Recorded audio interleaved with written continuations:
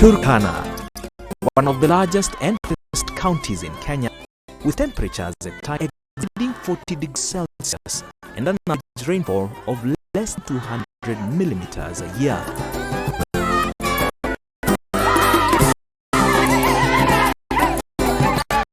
Welcome to the Cruel Unkind.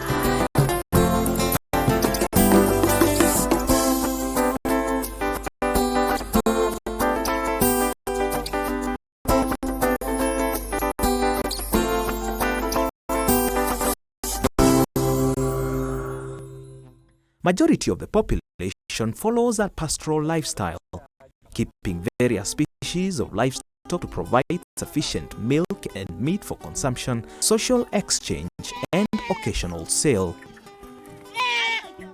Peasants form a high-tradition society that has over the years received less development attention than most counties in Kenya. Traditional practices and institutions here remain strong. In this county, you'll find Lake Turkana, the largest permanent desert lake in the world. The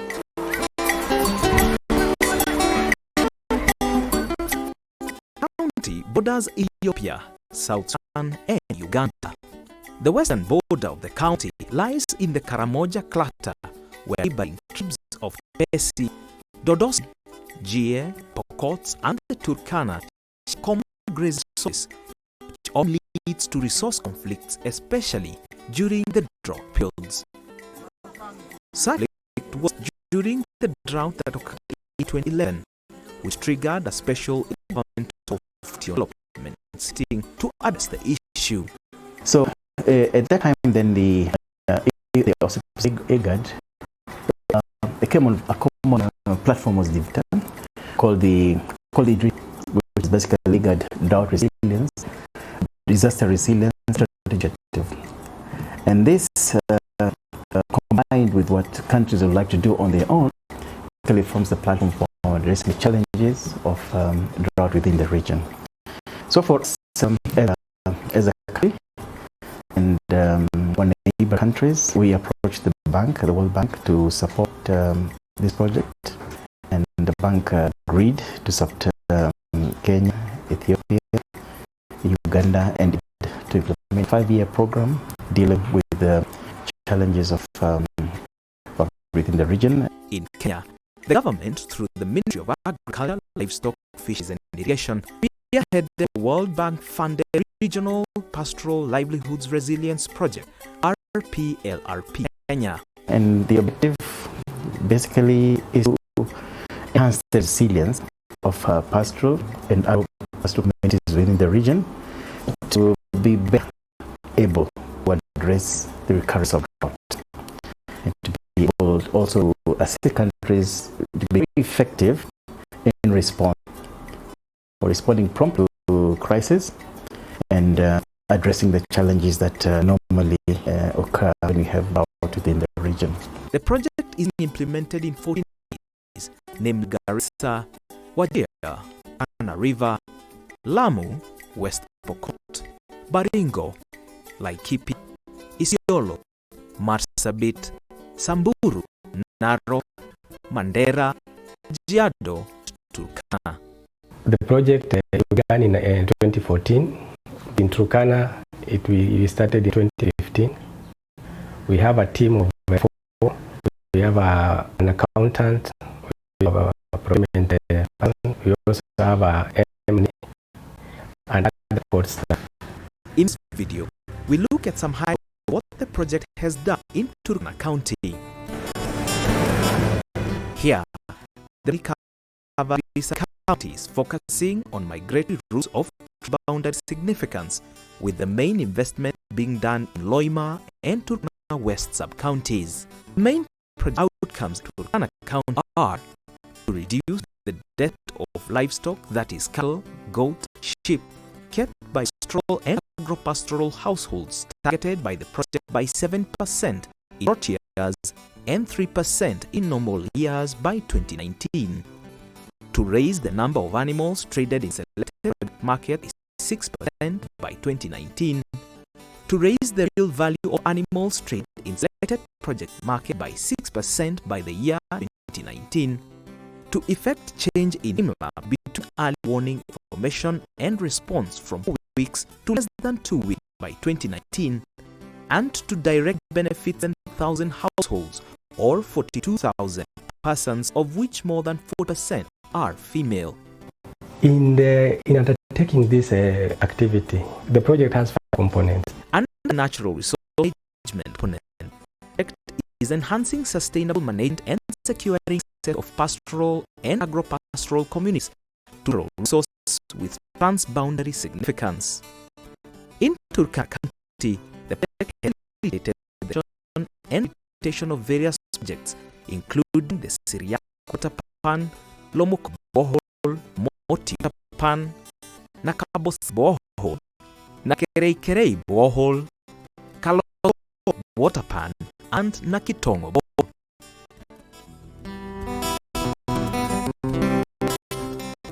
In Nakitongo village, villagers used to rely on traditionally dug wells on riverbeds for domestic water and to water their livestock. During the dry season, when the water along Tongo stream dry up, communities were forced to go to Namorkirino stream, nearly 10 kilometers away, to get well for their domestic water. Because the available points were not sufficient for all the animals, most of the people were forced to migrate across the border into Uganda to look for water. This migration led the community to hostilities related to resource conflicts, often leading to death and theft. The RPLP project initially intended to construct a shallow well at the village, but discussions with the community elders led to the realization that the site was suitable for a shallow well. Tulikuwa tunapatanga maji kwa visima ambayo moja yao ni Kongoboto. Kongoboto kuna maji mabaya, maji yanukwa, maji yanapatia watu kolera na typhoid. Maji ya ng'ombe tulikuwa tunatanga katika visima ambayo ni wa Nango na ingine inaitwa Kakudongitim. Sisi na ng'ombe zetu ilikuwa inaenda ikwenda, yani kutafuta nyasi na maji.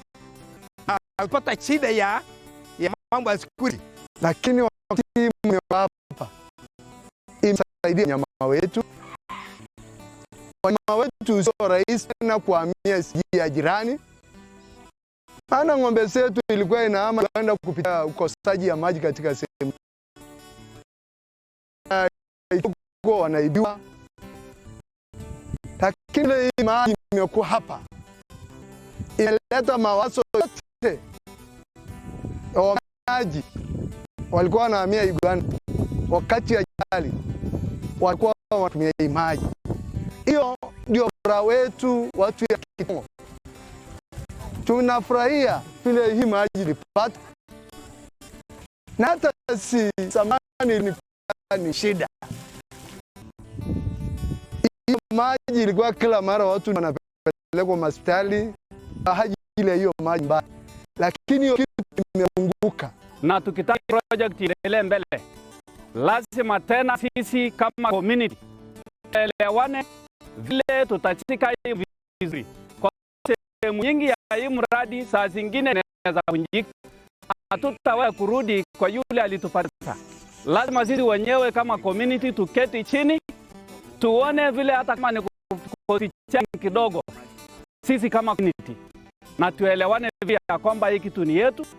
Kidogo chenye tutakuwa tukitoka kila kutoka na hii maji na kutoka na wafugaji na wale wengine, tutakuwa tunaweka kwa camp ya management committee ikichunga and breakage or mechanical problem yenye itatoka kwa hii project.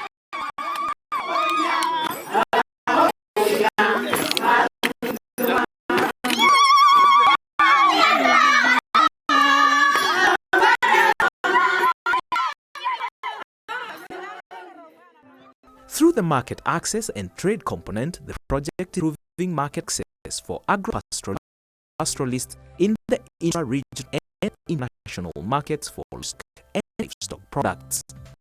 Through this component, the project has invested in construction of the Lokima Livestock Market in Loima County. The area around Lokima has long suffered from insecurity, especially from the Karamajong, the Tepesi communities residing in Uganda, and the Pokot from the south.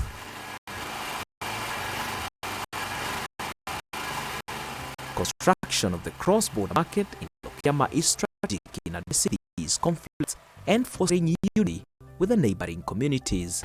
This market is going to be serving the community both in Kenya and Uganda. So on the other side of Uganda, there's also another market being done by the same similar project in Uganda. It's called Nakiloro Cross-Border Market. We are trying to come up with policy to enable this market function together.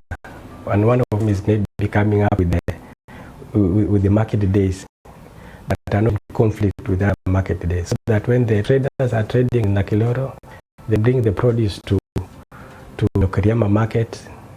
Umuhimu mkuu sana kwa mnanda huu kukamilika ni kwamba itatusaidia sana kuimarisha uhusiano, pia usalama wetu kati wetu na majirani wetu ambaye ni kutoka upande wa Karamoja, kwa upande wa Dodh, na pia mandugu zetu kutoka upande wa Pokot. Tunatarajia kwa sababu hatuko mbali sana, karibu. Na kwa vile sisi sote tuko hali ambaye katika usawa moja, ambaye sisi sote ni wafugaji. So tujie itatuleta pamoja. Hii mradi ikiwa hapa haitupata jirani. Unajua tulikuwa tunasosana na wao. Unaweza tukiwa na tutafanya biashara kwa pamoja na hao jirani. Sasa hiyo itapunguza mambo ya insecurity hapa. Na yangu itafurahi sana. Kwa sababu watu wametoka mambo ya wizi, wametoka mambo ya nini?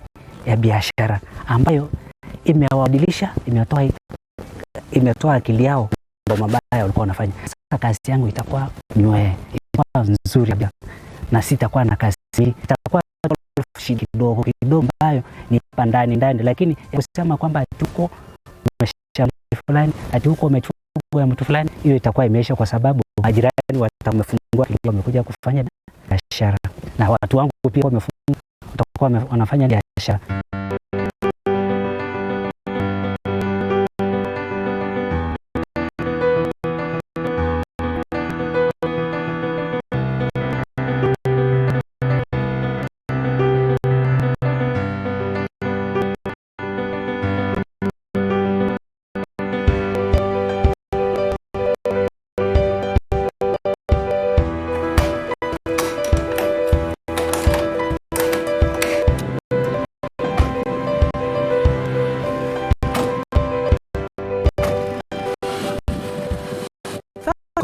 Is livelihood support, through which the project is enhancing livelihoods of communities in the project area through provision of affordable health services, feed and production, breed improvement, and promotion of alternative livelihoods.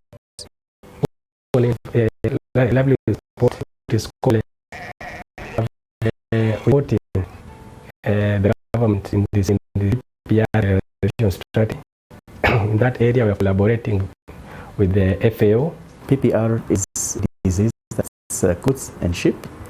It's a very disease, and it's one of the objectives within our State Department of Livestock to eradicate PPR in the country. It's an objective within Igad to eradicate PPR within the region.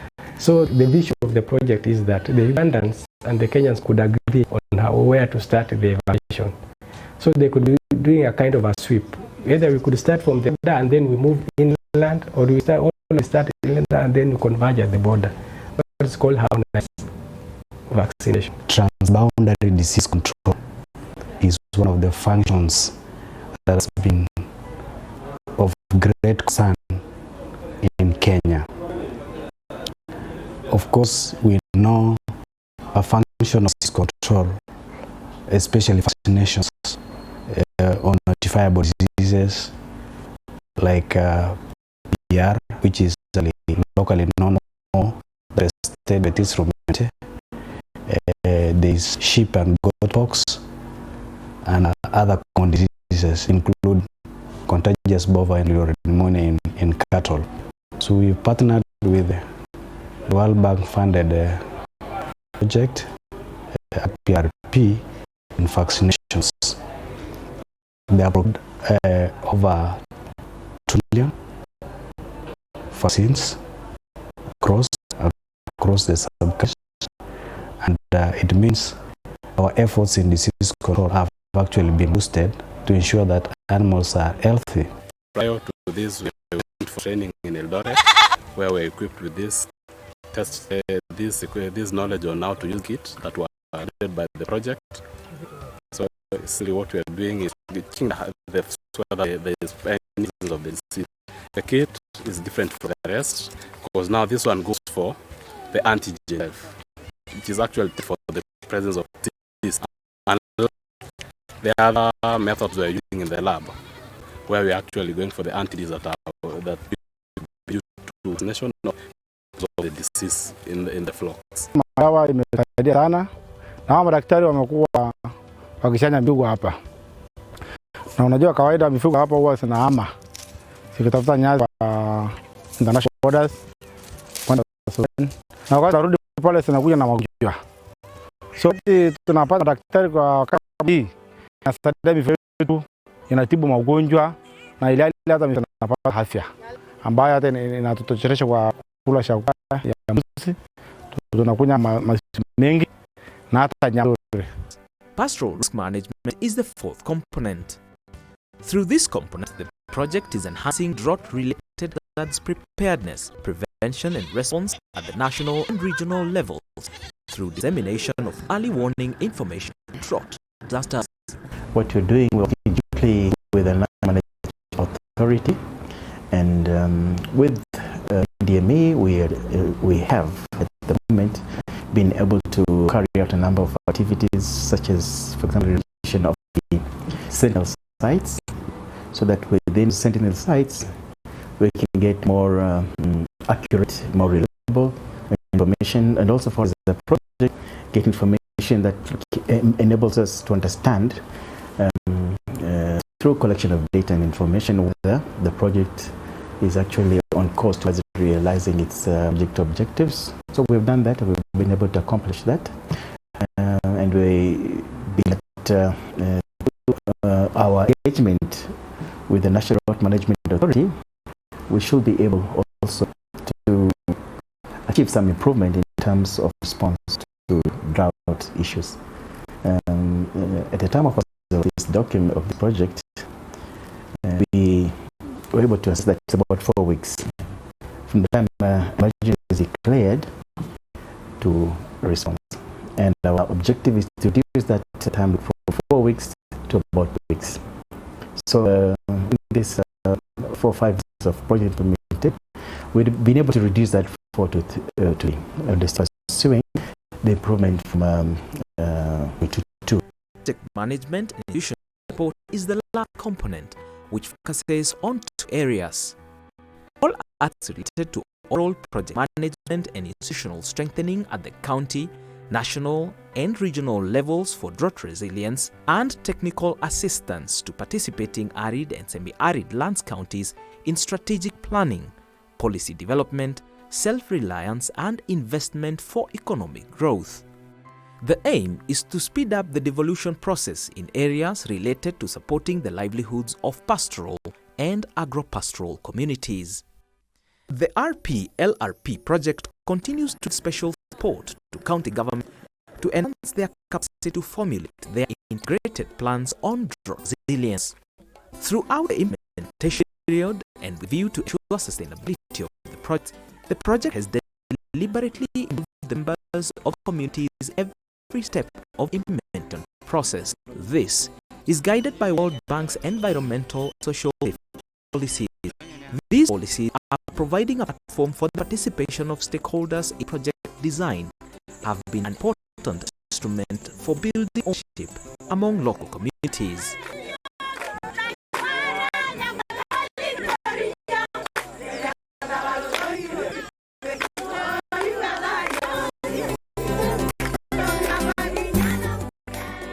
The project is transforming the lives of people across the vast Turkana County by offering tangible solutions to perennial problems affecting communities.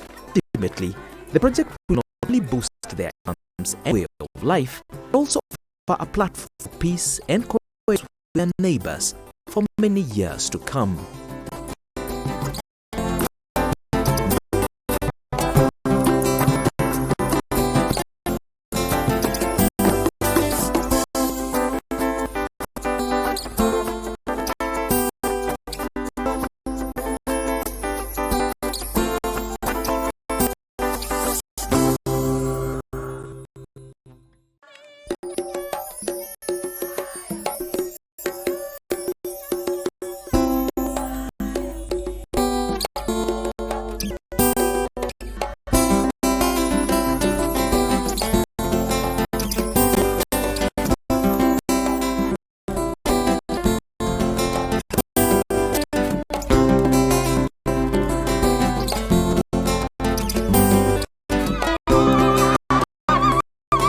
Turkana, one of the largest and hottest cities in Kenya, with temperatures at times exceeding 40 degrees Celsius and an average rainfall of less than 200 millimeters a year.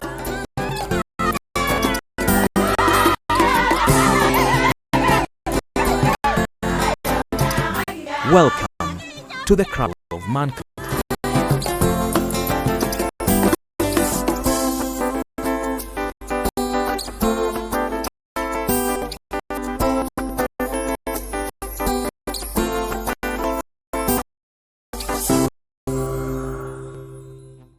Majority population follows a pastoral lifestyle, taking various species of livestock to provide efficient milk and meat for consumption, social exchange, and occasional sale. The residents. On my right hand side, which session you will be attending after lunch. As we do that, let me welcome Dr. Dereje to come and guide us on this interactive workshop that we want to go into. Please, you're welcome.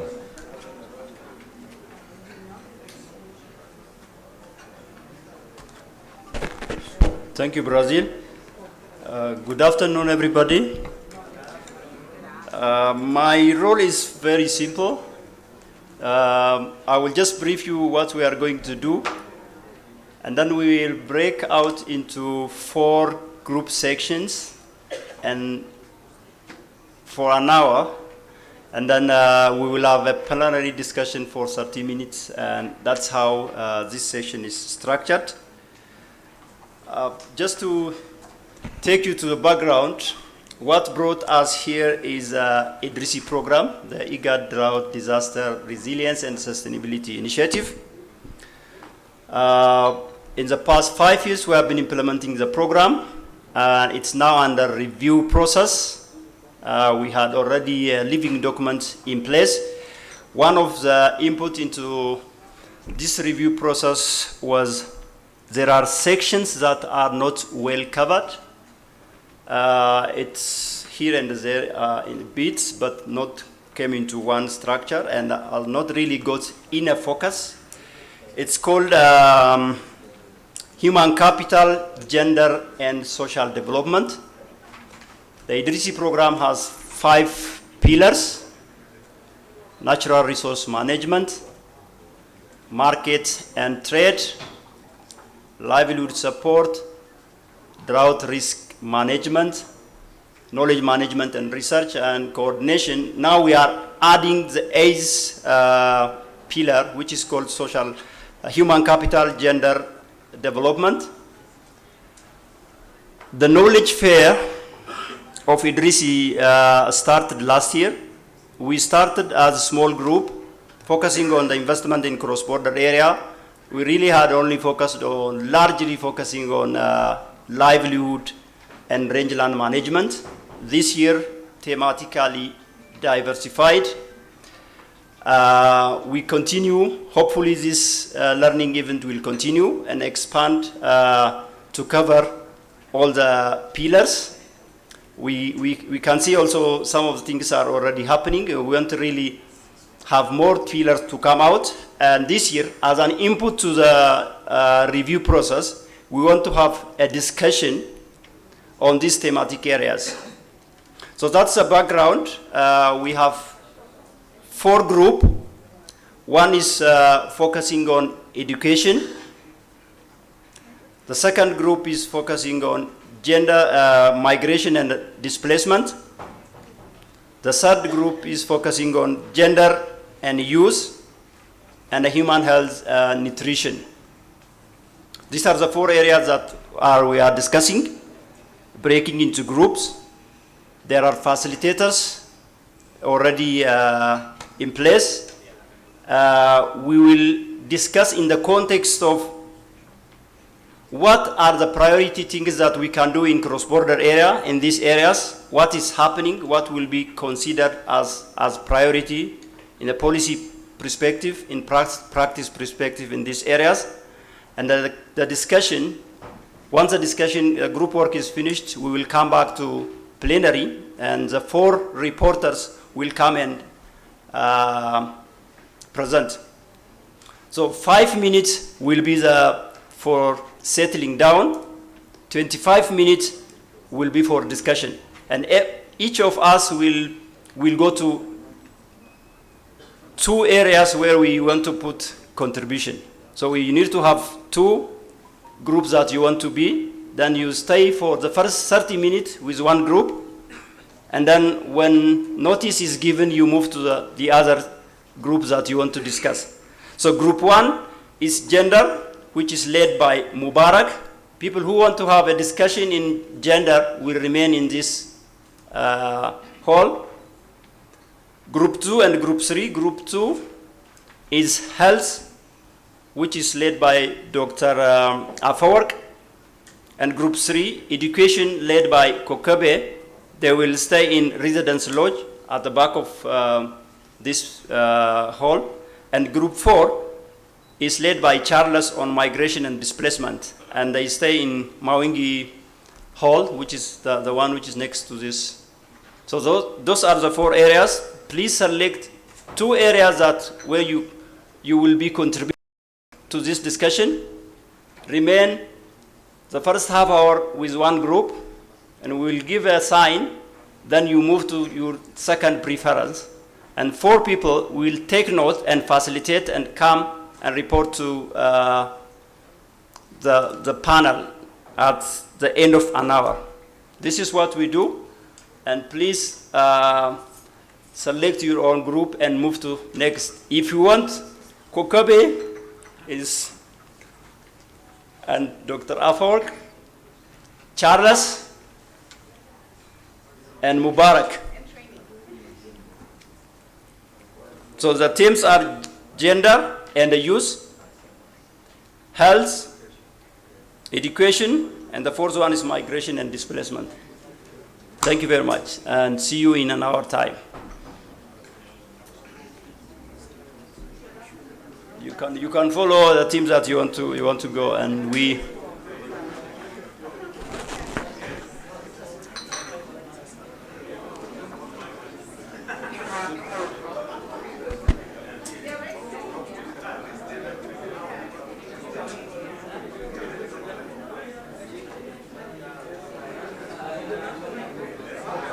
The quicker we move on, the quicker we go to our lunch, please.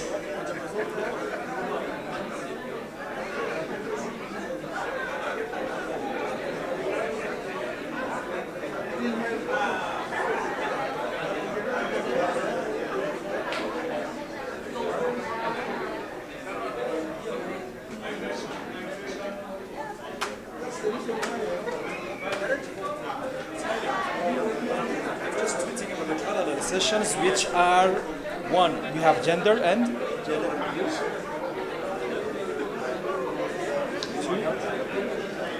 human health.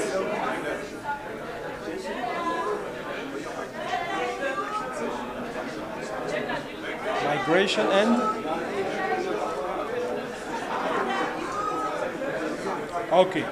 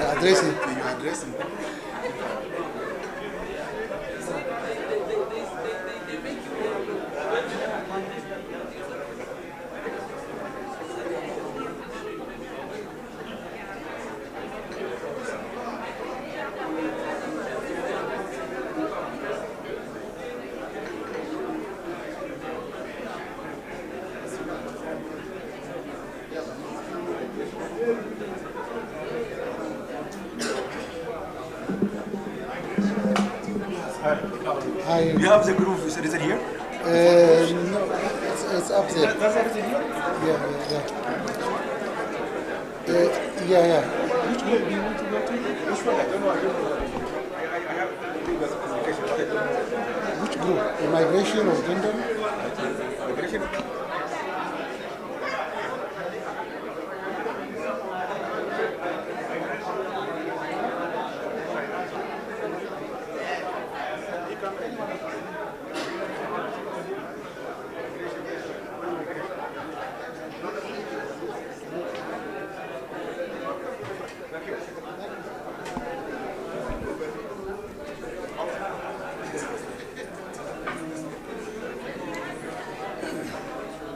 Okay, thank you. I would like to now give an overview of the cross-border facilitation conceptual framework that we follow.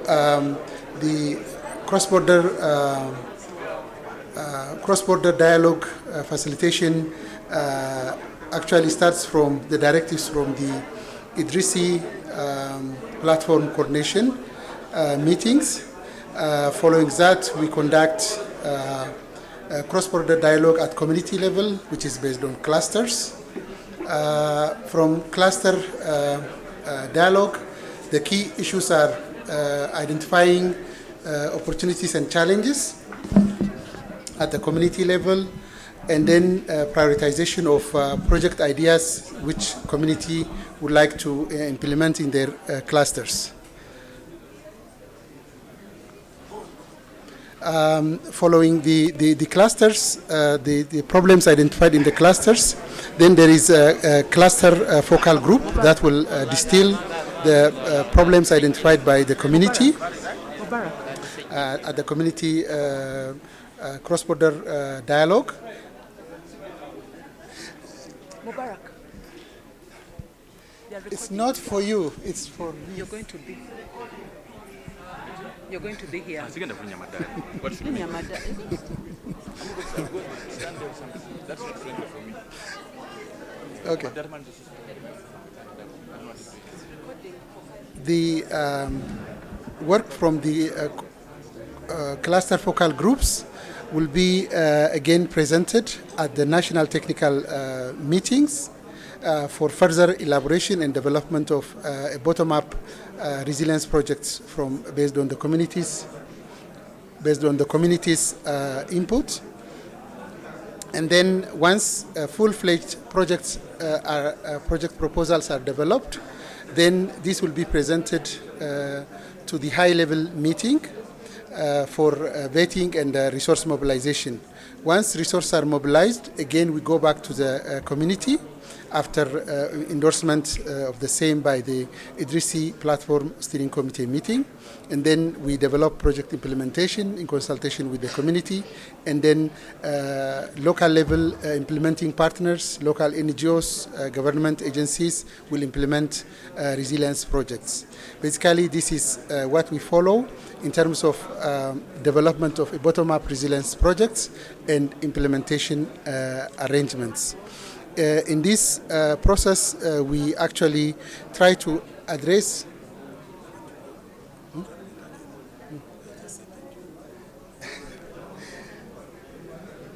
okay, thank you. I think I have to repeat some of the statements.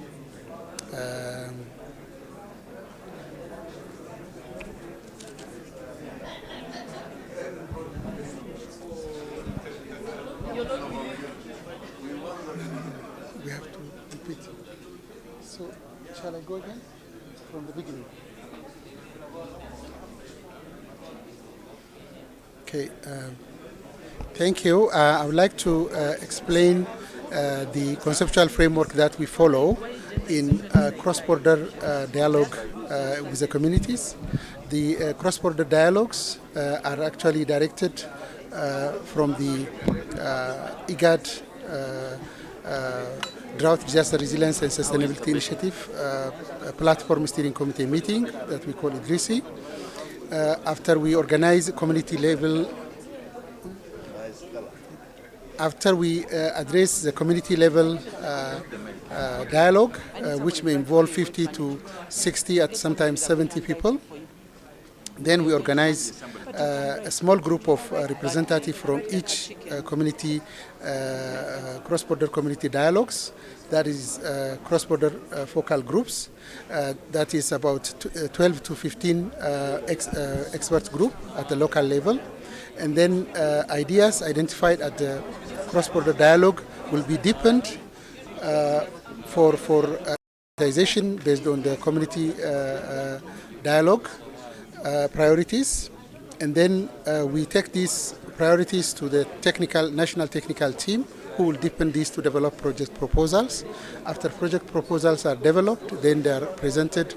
The proposal is presented at the high-level ministerial meeting. The ministerial meeting involves ministers from the cluster resilience ministers. And following that, the project that is vetted by the cluster ministers will be presented at Idrisi Platform of Steering Committee for endorsement. Following that, resources are mobilized, and then the implementation arrangement with the community and local stakeholders will take place. So this is basically an overview of the flow or the conceptual framework of how bottom-up resilience projects are initiated and implemented at the community level. Okay, yeah, that's okay. Okay. Hello.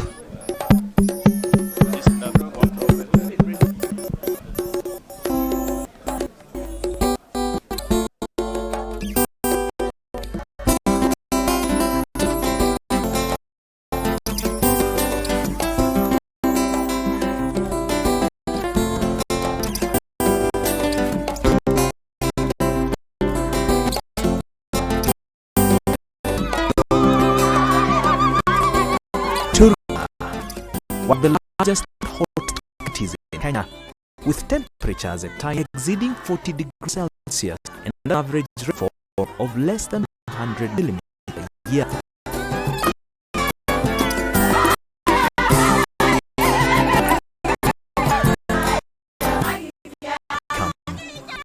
Of kind.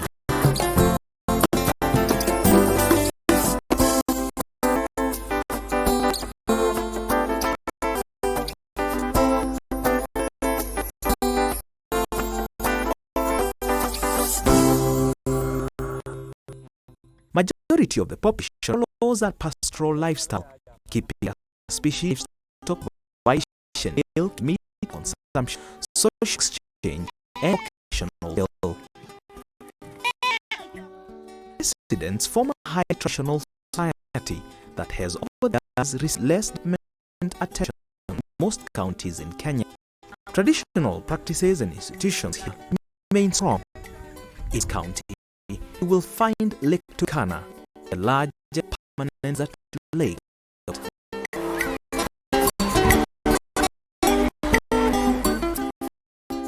Border Ethiopia, South Sudan, and Uganda. The west border.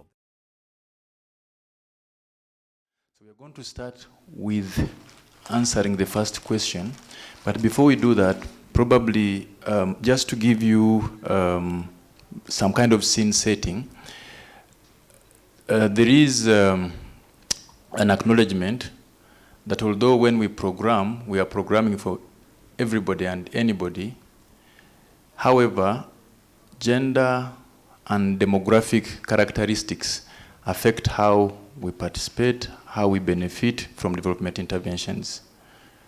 It could be because of skills, it could be because of age, it could be because of how you have been socialized as a feminine identity or as a masculine identity. So there are differences in the way we access, differences in the way we participate in any context. So the idea here is to put our heads together and say, how do we respond to these normative frameworks? Because we have normative frameworks that require us to ensure that development work that we do in an area does benefit, does involve everyone. The UNSDGs talk about leaving nobody behind. And in every sense, we are saying, how do we not leave youth behind? How do we not leave? For this specific session, under the new PIA that speaks to issues of gender and so on, we'll be specifically focusing on targeted interventions. And for purposes of this station, we are looking at targeted interventions for women. Not to say that gender means women, but to say that we have normative frameworks that require us to take special affirmative action measures in favor of women. Because indeed, the gender problematic in many of the areas has a feminine face. So this is an affirmative action measure for youth, an affirmative action measure for women. Again, in some of the contexts, youth, the needs of youth, female or male, may also be different. So even as we discuss issues of youth, we may not also want to look at them as a homogeneous demographic group. If there are any unique issues affecting women or special interests of women in cross-border areas, we'd like to raise these as well. So now the floor is open. You can juggle your mind, and maybe in order to allow us to move consistently, we need to have at least 5 key issues. What we think is key under youth, and then what we think is key for women. Over to the youth. Who will help me? You'll help me do the writing? So what are the unique or special interests of youth in cross-border areas? We've talked about the Moyales, Karamoja, and so on. Yes, please. Can we have a mic again moving? I think we need a second volunteer to help us move the mic. Thank you. Thank you. My name is Nicolette. I'm working for a cross-border project called Boresha. I would like to add a comment and then also give some contribution from my side. I would like to distinguish, I mean, we are witnessing a heavy urbanization process and fast urbanization process that is happening also at cross-border area in terms urban and the difference between urban context and rural context is very important and will definitely shape different aspirations for youth and women, also different society structures. I mean, you will get more traditional and maybe less connected situation in deep rural settings, and urban settings that definitely are more dynamic. That's one layer I would suggest to add. And if the audience consider it relevant. I also would like to from our experience in the work we are conducting, I would say that an element that is extremely relevant from cross-border area is technology, and that could open opportunity at multiple levels. In terms, technology, in particular for communication, is really a key instrument for maintaining contact across border where movements might not always be possible, and that open a lot of option, both in terms of social cohesion, in terms of information for security, prices, access, I mean, multiple range. I mean, there are a number of information, and it also open opportunity in terms of job opportunities, because technology open all an area of maintaining the technology, mobile networks, application, but also working distance.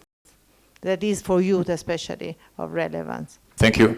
2 points there and well taken. We have a hand right behind there. And we agree that we need to, maybe just to throw it back, no disagreement with this. We are taking it as a point for the group, right? When you're looking at this, she did talk about the rural-urban divide, but even cross-border areas, there are those that are rural and others that are also urban. So we can also look at it in that context, and then the needs and so on and so forth. But that was a general comment, but now the issue of technology. Modern technology, but even maybe technology that is produced by and for the youth, because there's also that they do produce, yeah, sure. Another point. Okay, thank you very much. My name is Abdikadir. I work in the cross-border area of Mandera Triangle. The issue that I want to raise is about enabling policies in the cross-border areas. Currently, you know, the youth in these particular areas, particularly the areas we refer to as the cross-border areas of Mandera Triangle, encompassing Kenya, Ethiopia, and the Somalia border, here is where there is a lot of underdevelopment compared to the other parts of their respective countries. If you look at Mandera County of Kenya, is among the least developed part of Kenya. If you look at the other part of Ethiopia, that's the Woredas of Dolo Ado and Dolo Bai are equally among the least developed areas in Ethiopia. If you look at the Gedo region of Somalia, where the Mandera Triangle covers, is equally among the least developed areas in Somalia. So I think there's need to come with a coherent enabling policies that will enable the national government of these areas to put more resources through affirmative action that will spur some form of economic growth, some form of employment creation that will benefit the youth of these areas. And then concurrently, there should be sufficient policies that facilitates of the youth between these areas. As it has been mentioned severally, that these communities are interlinked culturally, they are interlinked in terms of livelihoods. Therefore, any barriers that mitigates their movement across the border in one way or another also inhibits their capacity to maximize on the potentials that are available in these areas. Then the other thing, maybe just also want to mention for us, just for our own knowledge, is that youth are the majority in this area. Depending on what age frame you are using to define who is a youth, maybe if I take from 18 to 35, let me say maybe assume 18 to 35, still this population cohort is the largest. And now you have a large population of people who are youth. They require life, they require employment, they require livelihood sources, they require to live in dignity. And on the other hand, you have policies that are not favorable to their well-being. You have economic systems and priorities that do not favor them. Then you can imagine what will be the consequences. So just to wrap up my contribution, I'm just again re-emphasizing on the need for enabling policies and affirmative action by the government to support the use of these areas. Okay, thank you very much. Thank you. Next, maybe we can now, we have less than 10 minutes to conclude on this, maybe 5 minutes for this specific question. So we'll request the contributors to be brief, just knock the point. Yes, sir. Thanks very much. Hassan Mohammed Noor from Sudan. You see, I mean, for the youth, usually, I mean, they drift to towns and maybe abroad, or maybe across the border to one country to another. What is the reason behind that? Maybe that is the job opportunity, but I think they need to be equipped through vocational training so that they can be within their communities. And also if there is any income generating activities that can be involved of this can be, I mean, income generating activities maybe within their system, maybe on pastoral areas, maybe in agriculture, maybe in anything like that. Thanks very much. Issues of skilling. Yes, madam. Thank you very much. My name is Susan from Kenya. What I look at is most of the young people are the ones engaged in the cross-border conflict. Then we need to look at strategies in demobilization, reintegration, and developing a peace dividend that would enable these young people engage in income-generating activities to end the cross-border conflict.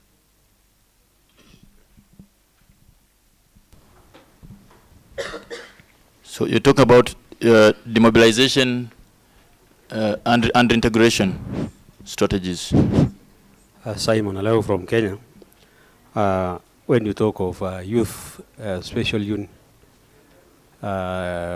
interest or unique things which are affecting our youth, when you talk of youth along those areas of pastoralists or in the area of cross-border, sometimes insecurity affects even the schooling for our youth, because sometimes they get poor education. I mean, the quality of education in those areas is not like those ones of urban areas. So most of our youth now got into what you call drug abuse or drunkenness at large. So since there is a poor or there is insecurity, we need to our youth will, I don't know what, maybe deployment of enough security so that our youth will not be engaged in such a conflict or, yeah. I see 2 points there. There is one of lacking good quality education, but you're also talking about other behaviors like engaging in drug abuse and so on and so forth. But what didn't come out was, is it security that will address these two? Because the problem you described was lack of access to quality education, and then probably substance or drug abuse and so on. And the intervention is strengthening security, right? Or do we want something else that is pro-youth, to empower them? What would empower these youth to access better education? What would help the youth prevent or be rehabilitated from drug and substance abuse? I would be happy to get something around that. If that's a problem in cross-border areas, yes, please. A mic, please. Oh, the mic was already here. Maybe let's first nail this one. The issue of cross-border drug abuse and access to education, because that is a very important point. Yeah, thank you. My name is Eric, and I'm from the Busia borderland. I'm looking at the issue of infrastructure. I thought you were answering to that point. Yeah, the same. For example, the issues of drugs, if we have a joint football pitch, for example, at the border area where we can come so together. sporting facilities, youth development, youth centers, programming, youth centers, okay. Things like this. That's a youth-focused intervention that you can use to prevent some of the abuse. Madam, the microphone is back to you. Thank you. Mine is on the opportunities that are available for the youth. For example, in Kenya, you're supposed to get tenders at 30%. 30% of the tenders should go to the youth and women. The youth on ground are not aware of that. Maybe the governments, I don't know if it's in other countries, but the government should be thinking of coming up with policies where they reduce the requirements for the youth when they form groups for them to access this. This will give them an opportunity to have employment. Then they might not be used by the people to fight. And they'll keep off from drugs and getting into those funny businesses of robbing people on the ground. The other thing is, I don't know, it's not working. Cross-border areas specifically, because I believe that procurement is for the youth and women of Kenya. Yeah, how?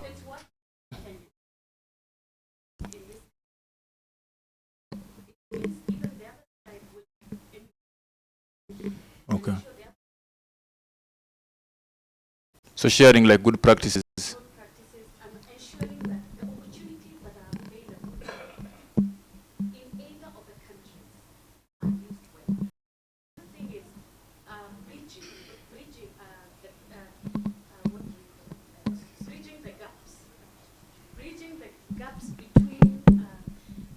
Bridging the gaps between the older generation, the younger generation, and the mid generation. This is by having maybe in the committees ensure that the youth are there.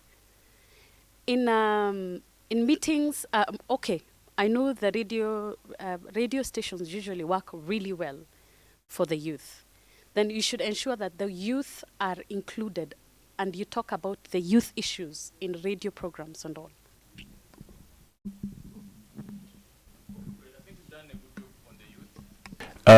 Shall we shift gears to the final one on youth? Otherwise, we have overshot our 5 points. We are getting to the 7th.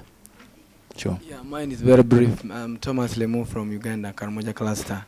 I think one of the area we should look at as far as the youth concerned across the border is that we need to form what we call peace committee across, and also we should have they should have actually exchange visits so that the youth from Karamoja across to Kenya, Ethiopia to Kenya and Uganda I thank you. And these committees are for the youth peace committees? No, okay, actually at the CRA level, the parish level to the county or sub-county level.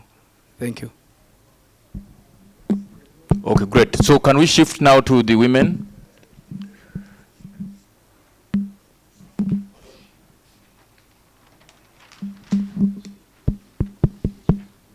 Great. Women.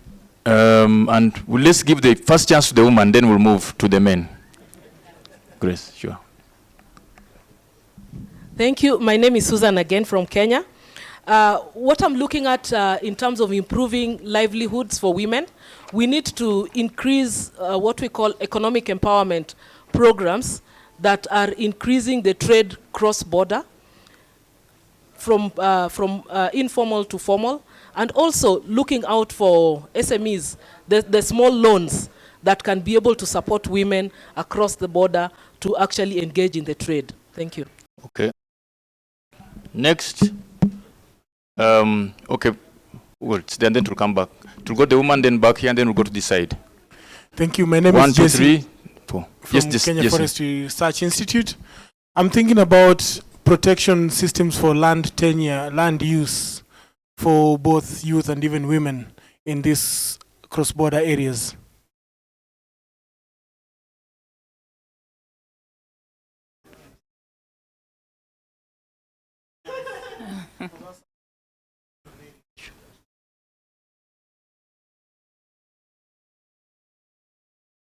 Okay, right.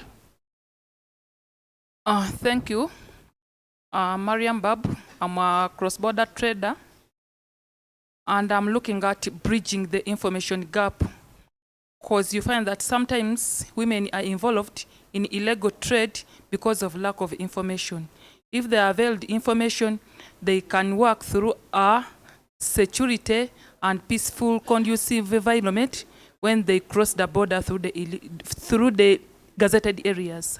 So information about like the procedures of crossing the border, required documents, relevant offices. What do I need to have before I cross the what? The border. And then information about the common list of goods traded in the what? In the region. The restricted goods, the prohibited goods. So we need information. Okay, great. Yeah. Over to maybe here and then, okay, over you, we shall come back. Sorry, your hand was up first, but I'll keep in again. I have a few messages. One is about breaking the stereotype, so that women are not only doing exactly some few limited activities, they can do many more. That's maybe through champions. Recognizing the important role women are already playing in the economy of the cross-border area, in particular on the trade, and recognizing their more, I would say, accountability system, so that they are more bankable, they usually result better in microfinance intervention. So recognizing these values that are often in an informal economy that is not acknowledged and is missed. So starting from recognizing, and then I can only. So what should you do to recognize? Is it a well, policy? maybe a study that look at the real economy and not at the formal trade. You have multiple areas. The petty trade. You have all the dairy aspect that is generally managed completely by women. There are a number of value chain that are specifically managed by women traditionally. Not that they cannot engage in other value chain as well. That was my first point, breaking the stereotype. But often these are informal, and there are no studies that really quantify the contribution to the local economy. Okay, so that's a study. Yes, sir. Hi, my name is Shira Musa from Ministry of Livestock, Forestry and Range of Federal Republic of Somalia. We are very aware that women is the most marginalized within the Somali community. If this would have been all the cross-border regions, like a Gedo region, Bakol region, and as well as Lower Juba region, and women, the economy of Somalia the retail sector relied on women, and cross-border women were active all the 30 years that Somalia was in trouble. Or you could say, when it comes to the security, women are more victim in the violences in Somalia. If this would have been Shabab, this would have been other rebellion, and all these things need to be recognized in the Igad region. And also special. Are you talking about special protection measures? Yeah. To avert violence. Yeah. Not also that, as well as women also lack access to finance when it comes to the development. Yeah. Sure, and that I think that was also taken care of in the first point of helping them graduate from informal to formal, and some of the barriers of that are finance, the administrative and legal barriers, and so on and so forth, which is a whole suite of. Okay, great, thanks. We have our 5, maybe one. We can now do the bonuses before the switch. Oh, he's saying we switch when we have the 5. I think we are in. How many minutes do we have? 3 to switch. Thank you very much. Yes. You are now free to either bring for women or youth, because at least you have the minimum 5 for each. So feel free, if it's youth or women, you can bring the idea in the next 3 minutes. Yes, sir. Yes, I think it's very important to see, for example, I mean, to train women in food processing, maybe from wild food or maybe from local products, and also in handcrafts. Second, I think you need maybe to establish a training center for women in particular, because they are more or less specialized in this, very special for these women. For the cross-border areas, right? Yeah, cross-border, yeah. Because I mean, this actually will lead to a sort of integration between the different cross-border ethnicities or something like that, if there is a training center. Right. Now everywhere we have a hand right at the back. Okay, after you, it will go right at the back. Sorry, I was not seeing you, but we can start moving the mic in that direction. Yes. Thank you. Still here, I want to bring the issue of infrastructure. For example, shared resources like a water source at a borderland, or a common market, or a health facility, to reduce on the distances they have to travel to access these services, and also to promote cross-border cooperation. Thank you. Okay. With appropriate cross-border referral mechanisms. Okay. Over to you, sir.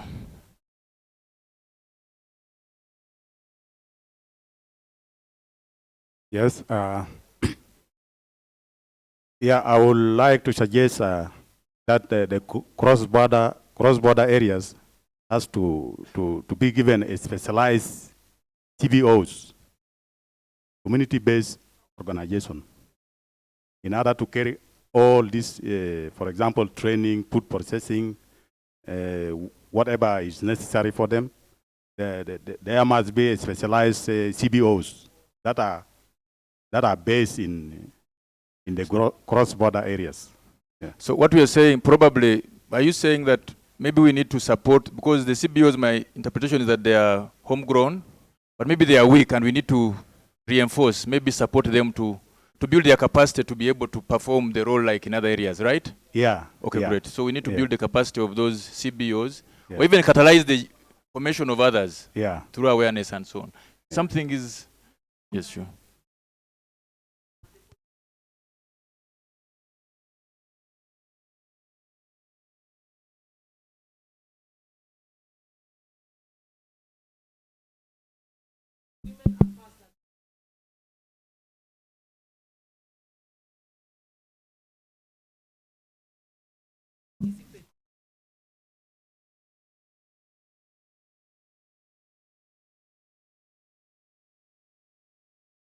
One more thing, I wanted to add, maybe for both of them it falls.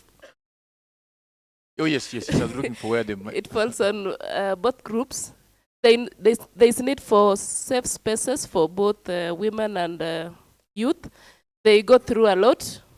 Like women, when there are clashes, they go through a lot as they have to be there for the children and everything at home. So they need a space where they can share their experiences, their emotions, and they be helped on how they can go through such. Even the youth, We have to appreciate that the modern youth is a complicated person. The emergence of technology has changed their way of thinking. So they have a way of operating that maybe the elders do not appreciate, and therefore they need a space they can talk about what they need and they be appreciated without being judged or such. Good, thank you. Including safe spaces, yes. Yeah, safe spaces, yeah. Okay.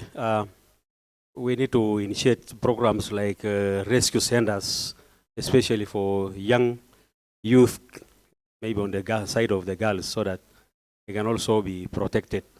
Okay.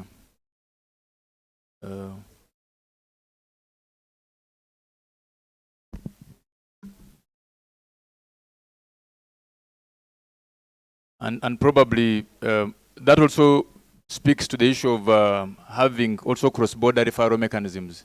If the person who has abused is from this side of the border and has abused a woman the other side of the border, at times getting them arrested is a problem, and also accessing services, they could be on different sides of the border. So I think all that is embedded in that mechanism. Maybe some cross-border referral pathways for GBV and so on and so forth.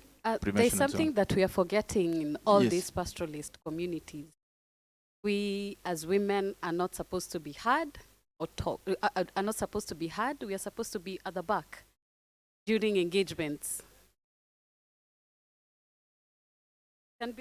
We cook for the men.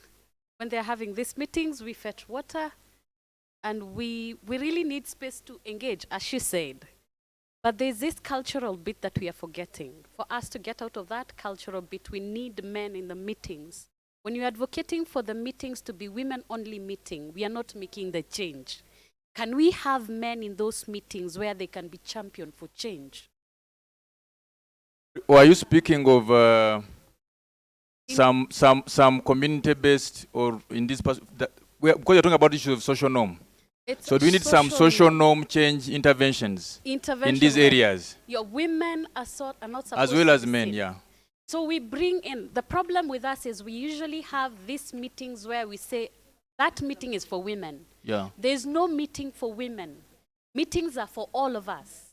You bring in men for them to understand why we women should have our voice heard. So when we are having this meeting, please don't call it women meeting. It's supposed to be the community meeting where it's all inclusive. Yes, we want to make the women understand that they're supposed to be seen and they're supposed to give us out their issues. Right. They own the problems. They should be coming out. These men steal cows and bring it to us. Our children, the youth, are the ones who go fight. We are the ones who make the change. And where we come from, if you don't have some stars, because when you fight and you're a warrior, and you show your CV, then you can get a woman will not get married to you if you don't have these marks that you are capable of, bringing the animals. Oh, if the animal is stolen, it's brought to us. We milk it. So at the end of the day, we are the ones who benefit from it. So when you're calling for the meetings, call it women meeting, but please include men in it. The men are the ones who are going to represent. So we need champions for change. Bring them in. You may not be allowed to talk, but if we work on the social norms, and that's a process, so that the men understand that it's a development-oriented discussion. I think those things can change. So thank you very much. It's time for us to leave. We want to thank you for your contributions. We performed at 200%. We were asked 5-5. I think we have 10-10. Thank you very much. Can we clap for ourselves? I think now you can guide us. Where do they go next?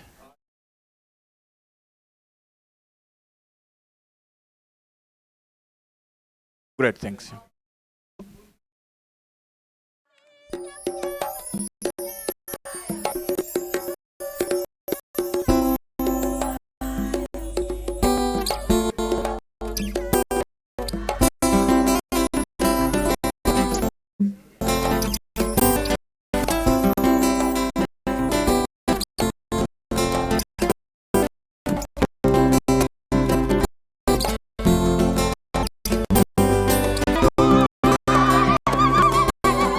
Turkana, one of the largest and hottest counties, with temperatures exceeding 40 degrees Celsius and an average rainfall of less than 100 millimeters a year.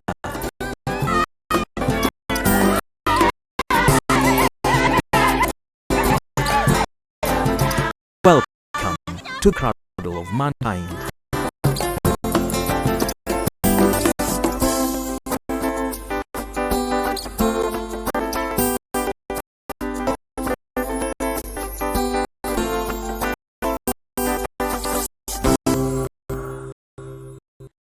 Majority of population follows lifestyle, being various of life to provide sufficient nutrition, social and occasional sale. Residents form a highly traditional society that has over the years received less development attention than most counties in Kenya. Traditions and institutions are very strong in the county. You will find Lake Turkana, the largest permanent lake in the world.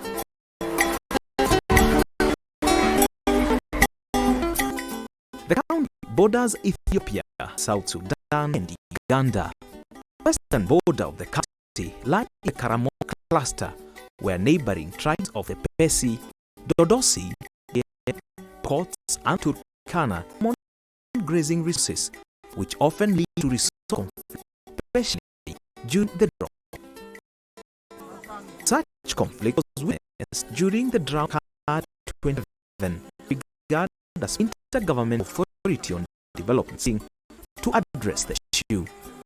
At that time, then under the office of Igad, a common form of adopter, the agency, which is bigger about resilience, disaster resilience initiative, and it's combined with what is like to their own for addressing the challenges of drought within the region. So for us as a country and one neighboring countries approached the World Bank to this project and agreed to support Kenya, Ethiopia, Uganda to a 5-year program dealing with the challenges of the region. In Kenya, the government through the Ministry of Agriculture, Livestock, Fisheries and Irrigation headed the World Bank-funded Regional Pastoral Resilience Project, RPLR. The objective basically enhance the resilience of pastoral and agro-pastoral communities within the region to be better able to address the risks of drought and to be able also to assist the countries to be more effective in response or responding promptly to crisis and addressing the challenges that normally occur when we have drought within the region. The project is being implemented in 14 counties, namely Garissa, Wajir, Tana River, Lamu, West Pokot, Baringo, Laikipia, Isolo, Marsabit, Samburu, Narok, Mandera, Kajiado, and Turkana. The project began in 2015. We have a team of 4. We have an accountant, we have a procurement person, we also have a M&E and other support staff. In this video, we look at some highlights of what the project has done in Turkana County. Here, the project mainly covers 3 sub-counties, focusing on migratory routes of transboundary significance, with the main investments being done in Loima and Turkana West sub-counties. The main project outcomes in Turkana County are to reduce the death rate of livestock, that is cattle, goat and sheep, kept by pastoral and agro-pastoral households, targeted by the project by 7% in drought years and 3% in normal years by 2019. To raise the number of animals traded in selected project markets by 6% by 2019,